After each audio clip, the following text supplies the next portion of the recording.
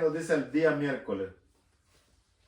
El estudio de la palabra de Dios. Los adventistas del séptimo día debemos mucho a Guillermo Miller o Gilmer Miller por su comprensión de la profecía bíblica, aunque dicha comprensión de pasajes claves como Daniel 8:14 no era perfecta. Su metodología fue importante, pues allanó el camino para el nacimiento de nuestro movimiento remanente de los últimos días.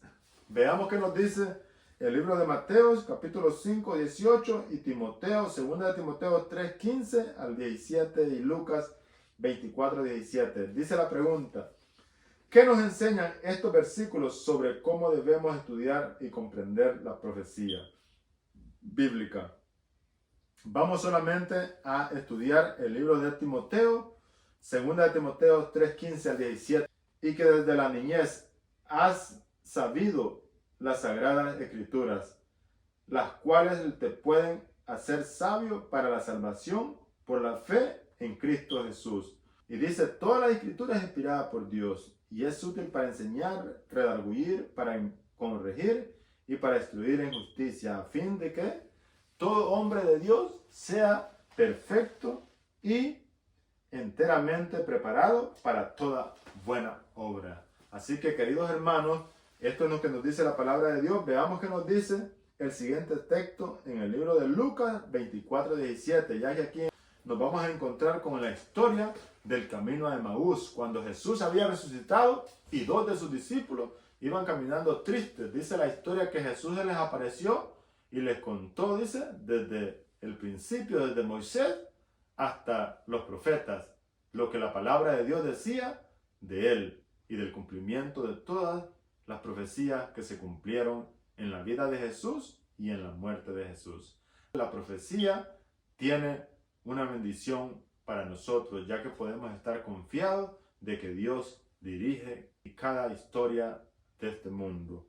Veamos qué nos dice la nota. En cierto modo, estudiar la Biblia es como armar un gran rompecabezas. Si unimos solo 2 o 3 piezas, es casi imposible discernir la imagen completa. Tal vez esas pocas piezas tengan que ver con una imagen de un caballo, lo que podría conducir a la conclusión incorrecta de que el cuadro tiene que ver con eso. Pero unas cuantas piezas más contienen imágenes de una gallina. Tras ensamblar cientos de piezas, se cae finalmente en cuenta de que se ha estado trabajando en la imagen de un paisaje que incluye una granja y una cadena de montañas en la distancia. Veamos qué nos sigue diciendo la nota. Una de las principales formas erróneas de estudiar la Biblia consiste en acercarse a ella como si se tratara de una colección dispersa de refranes o proverbios que pueden ser utilizados para abordar cualquier situación.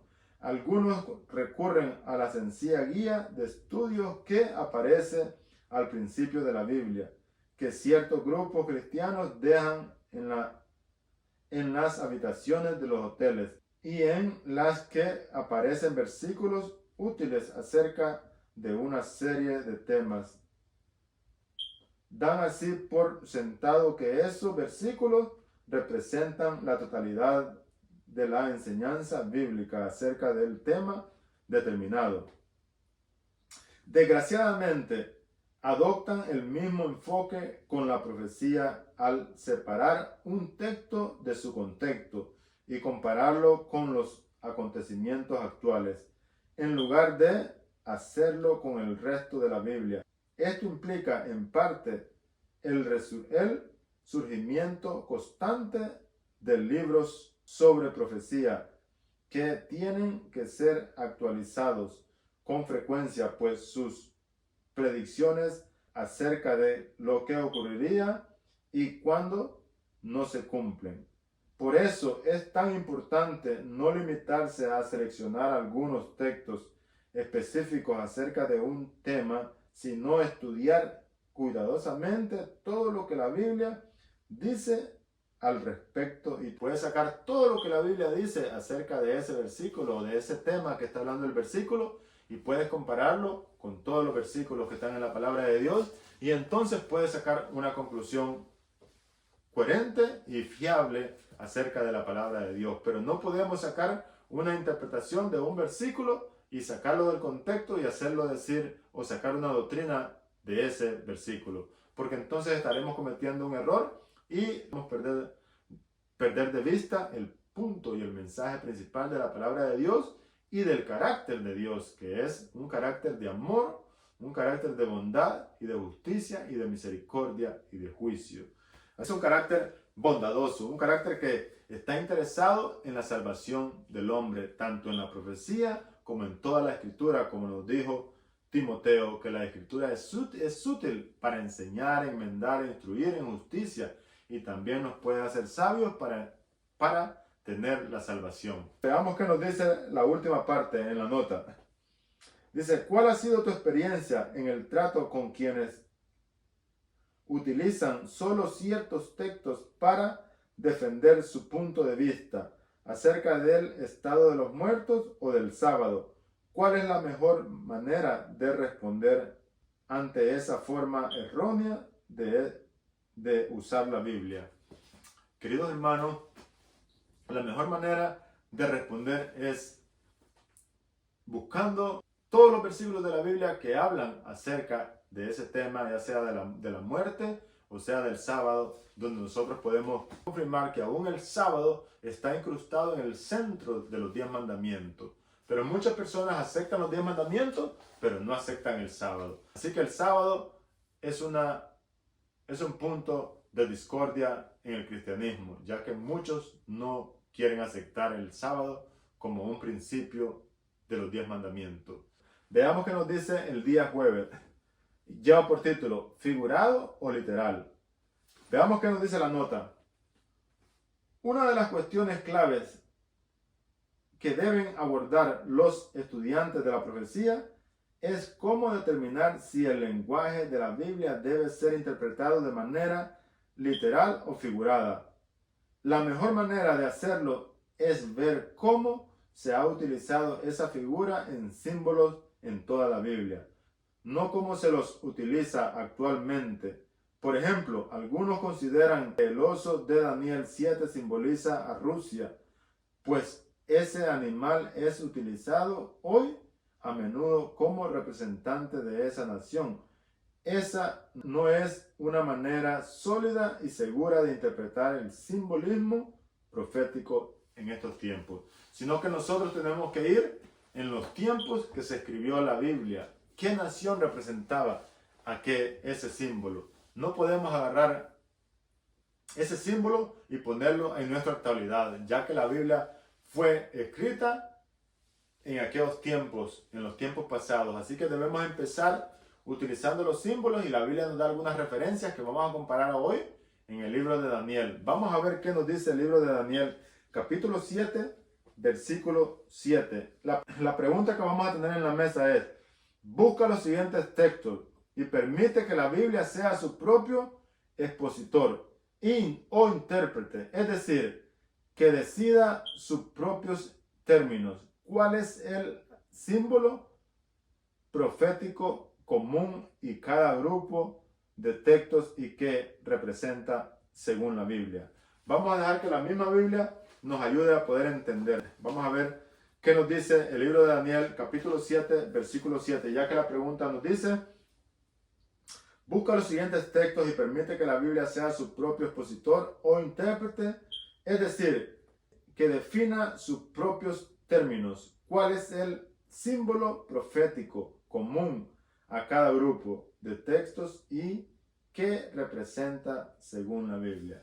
Veamos primeramente capítulo 7, versículo 7 del libro de Daniel. Dice así: después de esto miré yo en las visiones de noche, y he aquí la cuarta bestia, espantosa y terrible en gran manera, fuerte, la cual tenía unos dientes grandes de hierro, y devoraba y desmenuzaba, y las sobras hollaba con sus pies, y era muy diferente de todas las bestias que vi antes de ella, y tenía 10 cuernos.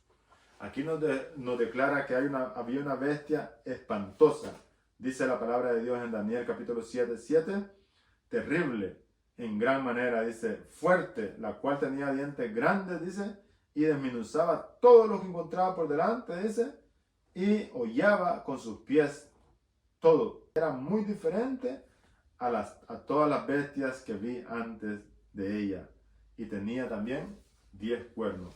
Veamos qué nos dice Daniel 7:24, que es lo que nos manda a leer la palabra de Dios. Dice, y los 10 cuernos significan que de aquel reino se levantarán 10 reyes, y tras ellos se levantará otro, el cual será diferente a los primeros, y a 3 reyes derribará. O sea, estamos hablando de que la bestia simboliza un reino o un rey, ¿ok? Y de ese reino, dice, se iban a levantar 10 reyes. Y de esos 10 reyes se iba a levantar uno que iba a tumbar a 3 de ellos y iba a crecer. Vamos a ver qué nos sigue diciendo el libro de Daniel, capítulo 8, versículo 3. Dice, alcé mis ojos y miré, y he aquí un carnero que estaba delante del río, y tenía 2 cuernos, y aunque los cuernos eran altos, uno de ellos era más alto que el otro, y el más alto creció después. Así que aquí vemos que hay 2 cuernos en un carnero, ¿ok? Eso nos quiere decir que el carnero simboliza 2 reyes que están dirigiendo este reino. Veamos qué nos quiere decir la palabra de Dios en Daniel 8:3. Vemos que hay un carnero con 2 cuernos. Estos 2 cuernos representan 2 reyes que van a estar dirigiendo este reino. Este reino, hay uno que es más fuerte que el otro. Por eso dice que hay un cuerno más grande que el otro. Así que no vamos a hablar mucho más, porque más adelante vamos a estar comprendiendo más cosas como esta. Vamos a ver qué nos dice el libro de Apocalipsis 1:16. Vamos a ver qué nos dice. Tenía en su diestra 7 estrellas. De su boca salía una espada aguda de 2 filos, y su rostro era como el sol cuando resplandece en su fuerza. Y sigue diciendo el 17. Cuando le vi, caí como muerto a sus pies, y él puso su diestra sobre mí, diciendo, no temas, yo soy el primero y el último, y el que vivo, y estuve muerto, mas he aquí que vivo por los siglos de los siglos. Amén. Y tengo las llaves de la muerte y del Hades. Así que no nos queda más que decir que es el propio Jesús, con la palabra de Dios, que está representado por la espada que sale de su boca, y las 7 estrellas, que son el número perfecto del poder y del reino de Dios. En Efesios encontramos la definición de la espada que sale de la boca de aquel ser que Juan ve en el principio de Apocalipsis, cuando está empezando a recibir la profecía bíblica, donde nos dice en el versículo 10 que Juan entra en una visión donde se le presenta a Jesús mismo y le dice que él es el que estaba muerto, pero que ahora está vivo. Veamos qué nos sigue diciendo el libro de Apocalipsis en el capítulo 12, versículo 1. Y apareció en el cielo una gran señal, una mujer vestida del sol, con la luna debajo de sus pies, y sobre su cabeza una corona con 12 estrellas. Veamos qué nos dice el libro de Efesios capítulo 5, versículos 31 y 32. Dice así: por esto dejará el hombre a su padre y a su madre, y se unirá a su mujer, y los 2 serán una sola carne. Y sigue diciendo el 32, grande es este misterio, mas yo os digo esto respecto a Cristo y a su iglesia. O sea, a Cristo, mas yo les digo esto respecto a Cristo de la iglesia, dice. Así que veamos que aquí en Apocalipsis nos dice que aparece una mujer vestida del sol y con la luna sobre sus pies, que está representada una mujer. ¿Qué simboliza una mujer? De acuerdo a Efesios, la iglesia. Jesús, dice Pablo, que nos estaba diciendo eso conforme a la iglesia. Dice, vamos a ver qué dice el 22. Dice, grande es este misterio, mas yo os digo esto respecto a Cristo y a la iglesia. Esto, que el hombre dejará a su padre y a su madre, y se unirá a su mujer, y los dos serán una sola carne. Pablo lo está usando en el contexto entre Cristo y su iglesia. Cristo se casa con su iglesia y los dos son una sola carne. Así, eso es lo que quiere decir Pablo. Vamos a ver qué nos dice el libro de Jeremías en el capítulo 6, versículo 2, que es el último versículo que nos manda a leer el día jueves. Dice: destruiré a la bella y delicada hija de Sión. Destruiré a la bella y delicada hija de Sión, refiriéndose a su pueblo. Eso es lo que dice la palabra de Dios. Vamos a ver qué nos dice la segunda nota en el día jueves. Dice: la incertidumbre acerca del simbolismo profético desaparece cuando se permite que la Biblia defina sus propios términos. Por ejemplo, un cuerno puede simbolizar un poder político o una nación, mientras una espada puede simbolizar o representar la palabra de Dios. Y una mujer puede ser símbolo de la iglesia. Esto demuestra claramente que la Biblia se explica a sí misma lo que queda por responder. Sin embargo, por ejemplo, Pedro se refiere críticamente a la ciudad de Roma como Babilonia, y eso lo encontramos en 1 Pedro capítulo 5 versículo 13. Pueden haber muchas razones por las que Dios elija comunicarse simbólicamente en la profecía. Por ejemplo, si el Apocalipsis hubiera nombrado claramente a Roma como autora de tantos males, la persecución de la iglesia de por sí intensa podría haber sido aún peor. Sea cual fuera las razones, podemos confiar en que Dios quiere que entendamos el significado de los símbolos bíblicos. Dios quiere que entendamos la profecía y también que entendamos el significado de los símbolos bíblicos. Aunque algunos símbolos y profecías sigan resultando un misterio, aún desafío, ¿cómo puede fortalecer nuestra fe el hecho de enfocarnos en lo que sí entendemos? Veamos qué nos dice la última parte del día jueves. Aunque algunos símbolos y profecías sigan resultando un misterio o un desafío, ¿cómo puede fortalecer nuestra fe el hecho de enfocarnos en lo que sí entendemos? Claro que eso puede fortalecer nuestra fe, pero el escritor no quiere decir que nosotros debemos conformarnos y decir: esto no lo entiendo, vamos a parar aquí. Debemos esforzarnos, debemos pedir a Dios que nos dé el Santo Espíritu, que nos dé su Espíritu para poder entender su palabra y poder entender la profecía bíblica.